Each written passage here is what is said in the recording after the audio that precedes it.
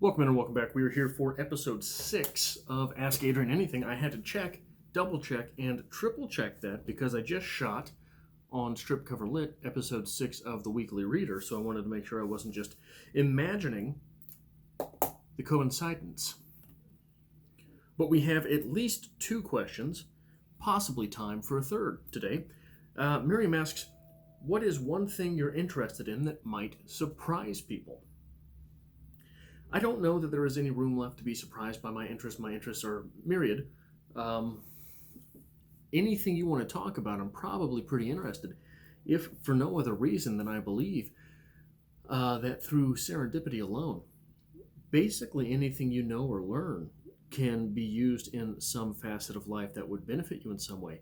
I became obsessed with that notion in the 3rd grade when I was absolutely obsessed with Mortal Kombat 3.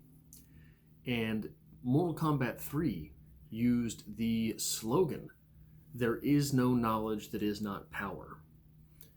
That was the slogan for Mortal Kombat 3, and as a young kid, that stuck with me. And ironically, the first thing that I'm going to cite that I think might surprise people, especially considering that I don't partake in the activity myself, is gaming. I've mentioned this several times on this channel, several times on Strip Cover Lit, several times in this very series itself, but I enjoy watching video games on YouTube. At one point in time, that notion seemed, the PewDiePie thing seemed absolutely maddeningly stupid to me. I didn't understand it. But there, I enjoy watching games while I'm planning, but not just any games. Not like first-person shooters, things like that. I don't enjoy those. Those are boring to me. I had a roommate in college and then in grad school who, I can't remember, one of those first-person shooter games, I can't remember which one it was. He loved that video game. And he would play it hours on end, hours on end, hours on end. And I would sit there and I'd watch him. And I felt so old. I was his dad. Because I'd come into the room with a beer in my hand, like, hey, why don't you use the bigger one? You got the bigger one. Why don't you use one of those? Oh, well, I've only got so many of those. Oh. Well, can you get more? Why can't you get more of those? Well, you gotta, I could get more. Oh, yeah. What about grenades? Why don't you use the grenades? And I would just be that guy. Which I'm sure was absolutely infuriating, but I think he was scared of me because I was much bigger than him. So he never really told me to get lost. But that type of gaming is not something that appeals to me. I'm really interested in games like City Skylines or Banished or Civilization, games like that are very highly strategic. The strategy is basically the name of the game. If the name of the game weren't Banished or City Skylines or Civilization, I used to play a little bit of Sim City, and I think I played Civilization 3 or something like that way back when. But I think that it would probably surprise people to walk in and catch Adrian watching a video game on YouTube. But I do it while I'm planning. It helps me think strategically. Another thing that might surprise people who have not stumbled upon those videos on this channel yet, but is battery technology. Battery technology is something that is utterly fascinating in the way that it's going to revolutionize the world in the next 3 to 4 years probably, and all of the things that Tesla is doing. That's the videos, those are the videos that I am referencing here if you haven't stumbled across the Tesla videos on my channel yet. Golly, there's some interesting stuff going on, especially as batteries approach supercapacitor levels of power and charging rate and things like that. One thing that is going to reach nearly pornographic levels of awe in the world of Adrian is this Tesla Battery Day that is coming up, that has again been postponed by Tesla and Elon Musk to sometime next month. But that's something I'm really interested in. I think it would surprise a lot of people that know me personally, because I've gained a lot of weight. To know that I was at one time really into working out and really into fitness. I was the buff guy. I had a six pack, the whole deal until I was 25, probably. That's a decade ago. So it's been a slow jaunt downhill from then, but I think that would probably surprise people. I think it would surprise some people, especially on this corner of the internet, to know that I am interested in sports. Really interested in football, UFC, a little bit baseball, which is a question I'll be getting to later in the series. But I think that would surprise a lot of people. Basically anything. I'm basically interested in anything. But I think the one that I'm going to really sort of focus on, not because I am interested in it, and if you are subscribed to this channel, you've probably noticed, but I don't think anyone would guess the level to which I am interested in investing and stocks and things like that. So for number one, I think it would probably surprise a lot of people to know that I am even into the precious metals portion of this, insofar as what that means and comparing the gold to silver ratio, which is astronomical at this point, and it really has to come back around, especially considering the level of manufacturing that silver, in which silver is used and will continue to be used, especially as the solar revolution continues. So I think that would surprise a lot of people. So I don't know if you're going to be able to see this. Let's see if that'll get on there. There's 2 dimes in my hand here. Damn, I don't think it's going to pick up. So this is a regular dime. I don't know if it's going to... Can you catch the sort of silver complexion, or the sort of copper? It's really focused in on my face right now. What's the deal with that? Why would it do that? Anyway, so here's another dime. This is a dime from prior to 1965. Any dimes or quarters prior to 1965 are 90% silver and are therefore much more valuable than their face value, and you can get essentially their melt value out of them if you have a coin shop or sometimes a jewelry shop in your area. In my area, I don't have coin shops that I know of, but I go to a place called Myroto's, which is a jewelry shop. And I think that would, going to the depths of being a silver bug, I think would surprise a lot of people. But maybe not. It might be intuitive to some people when they take into account the type of almost prepper and mainly homebody that I am. That fits hand in hand with being a silver bug. So perhaps that is in line. Perhaps that is in line with what one might imagine Adrian to be. But the investing portion of this, and this is going to, I'm going to answer part of another question. This comes to us from Misa Bookworm, who asked, how did you first learn about investments and stocks and markets and stuff like that, citing that to Misa, the whole thing is sort of alien and foreign? I don't know. I don't know. I have always, and when I say always, I mean always, been interested in this sort of thing. My uncle and his partner were the only real lifeline that I had to this sort of thing for most of my life. But I remember on the odd occasion that I got to hang out with my uncle and his partner, back grade school, I know grade school, I would ask them about their stocks. And Richard would do his best to dumb things down to my level, and I just ate it up. And he would every time I got to hang out with him, he'd give me the business paper. And back then, way back in the dark ages, all of the stock tickers and their daily high and low, and I think the 52-week high and low. Don't quote me on that. Quote, ironic. Get it? Haha. But you would have the ticker, so like Tesla TSLA, dot, dot, dot, dot, dot. You'd have the day's high, the day's low, the day's close, and I think the 52-week high and low on there. Just a bunch of numbers. And that was how I started.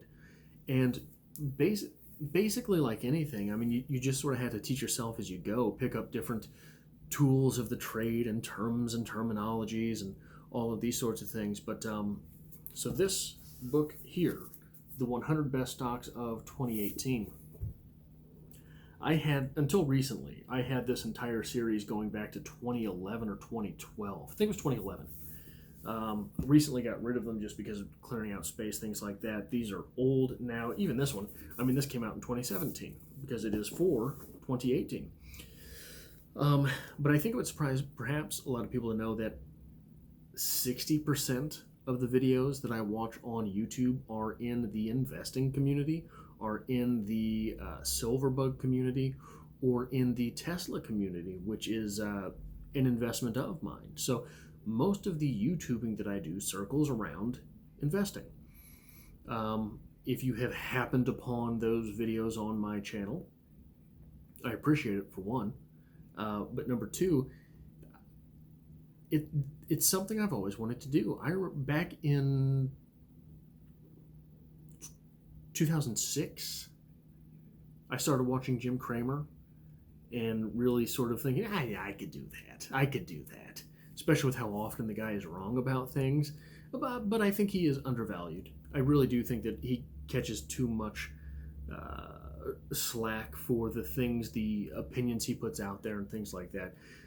Basically everyone who's putting out opinions on things at that clip, that often, for that many years, is going to be wrong about a lot of things. You see this a lot in NFL draft experts, and how often A, they call picks, or B, say a project is the next blank and they aren't, or how often a prospect is going to be a failure in the NFL, like Patrick Mahomes was supposed to be a failure in the NFL.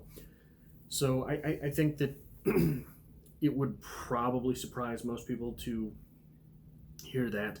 I think that to get into stocks and markets and investing and things like that, you've really got to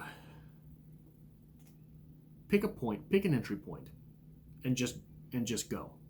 So, for example, if you were to, there is a channel called Gen X Dividend Investor, and he's really good. He explains a lot of stuff in depth, and he goes deep into these things.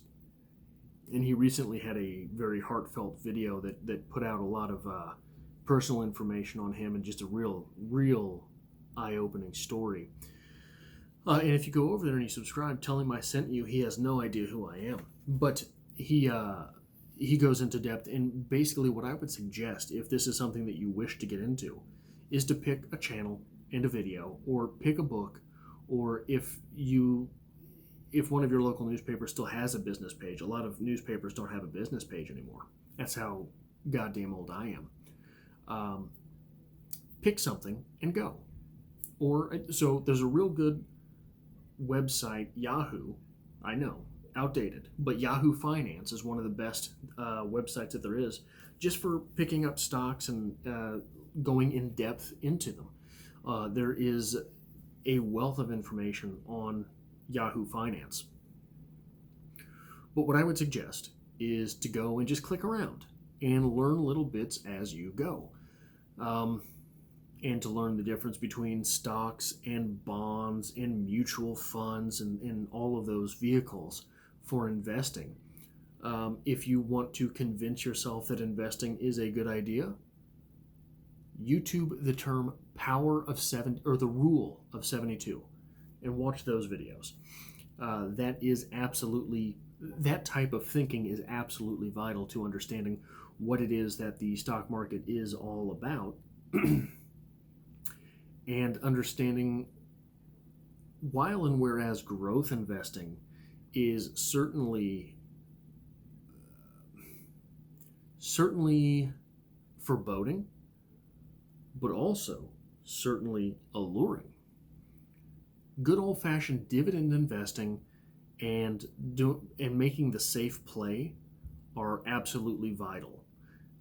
So I will go into something that is perhaps a little bit embarrassing.